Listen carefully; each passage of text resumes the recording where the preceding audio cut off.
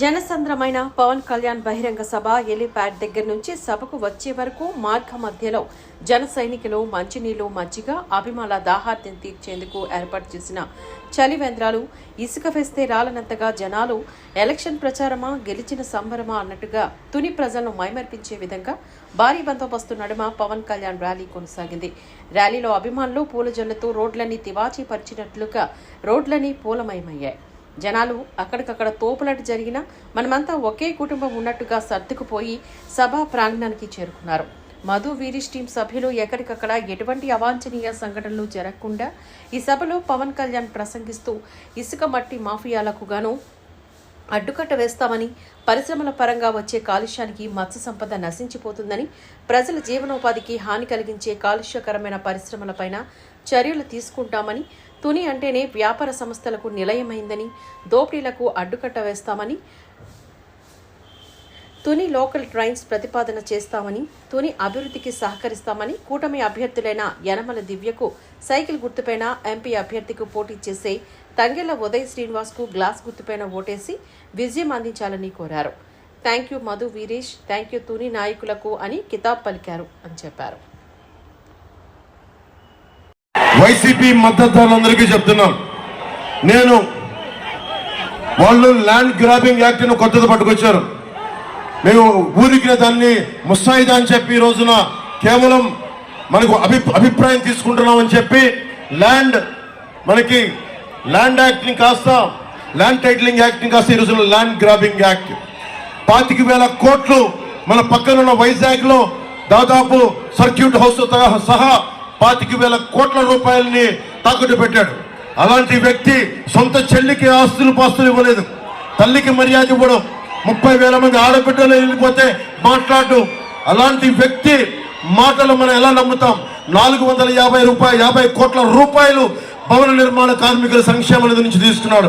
1,300 కోట్ల రూపాయలు రంగులు మార్చడానికి, మనకి వైసీపీ రంగులు మార్చిన ప్రభుత్వ భవనాలకి తీయడానికి 1,000 కోట్లు, కానీ ఫీజు రీయింబర్స్మెంట్కి డబ్బులు లేవు, కూర్చోబెట్టి భవన నిర్మాణ కార్మికులకు డబ్బులు లేవు.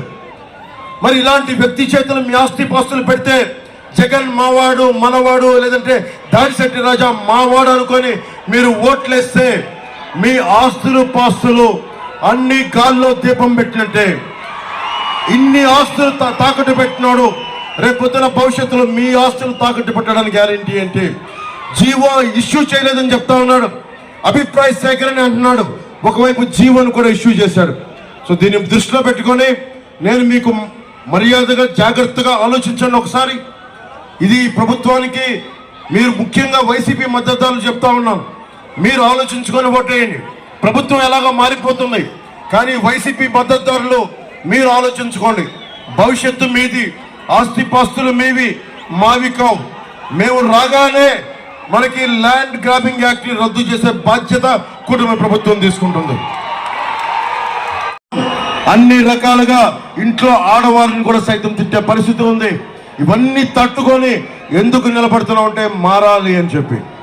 అలాగే మీరు చెప్పండి, పద్మనాభం గారి కుటుంబాలు నేను ఎందుకు మాట్లాడుతాను? అందరు కలిసి ఉండాలని కోరుకుంటాను. నాకు ఎవరి మీద ద్వేషం ఉండదు. నన్ను తిట్టినా కానీ, నన్ను ఏమన్నా కానీ నేను భరిస్తాను తప్ప నేను ఎవరికి ఎదురెళ్ళను. నేను ఒకటే చెప్తా ఉన్నా, కులాలు ముఖ్యంగా ఇదే తుని ఇక్కడ ఇదే తునిలో రైల్వే స్టేషన్ ఘటన జరిగింది కాపు రిజర్వేషన్ కి సంబంధించి. అంటే నాకు తుని అనగానే ఒక అద్భుతమైన చక్కటి దేవాలయాలతో కూడిన కేంద్రం, వాణిజ్య కేంద్రం, చక్కటి చెరువులున్న కేంద్రం అని తెలుసు. కానీ తుని అనగానే ప్రతి ఒక్కరి మనసులో ఇక్కడ రైలుని తగలబెట్టేశారని ఒక భావన ఉంటుంది.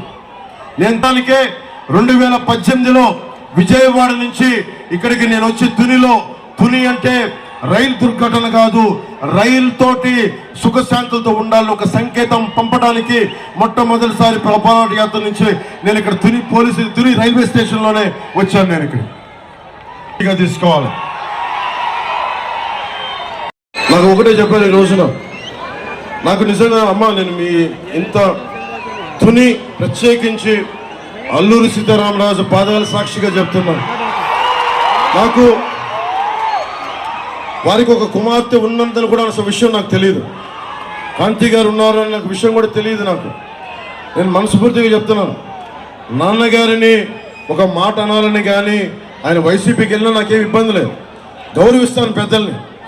ఈ రోజున తుని సభ సాక్షిగా చెప్తున్నాను, కాంతి గారు జాయిన్ అవుతానంటే నేను ఒకటే మాట చెప్తున్నాను, నేను తండ్రికి కుటుంబానికి కూతురికి వేరు చేసే వ్యక్తిని కాదు. నేను మీ నాన్నగారికి నాకు ఎందుకంటే ఒక తండ్రి బాధ నేను అర్థం చేసుకోగలను, అలాగే తల్లి ఒక కూతురు బాధ్యత నేను అర్థం చేసుకోగలను. నేను మీకు మాట ఇస్తున్నాను, మీకు నేను గౌరవం ఇచ్చే బాధ్యత ఇచ్చా మీ వారికి మీ ఇద్దరికి. కానీ ఈరోజు నేను మాట్లాడి మీకు కండువా వేస్తే నేను ఆయనకి ఎందుకు ఆయనకి ఇబ్బంది కలగదు. ఆయనకి పెద్దవారు 10 మాటలు అంటారు, పెద్దలు ఏమంటారు 10 సార్లు తిడతారు, మనల్ని భరించాలి మనం.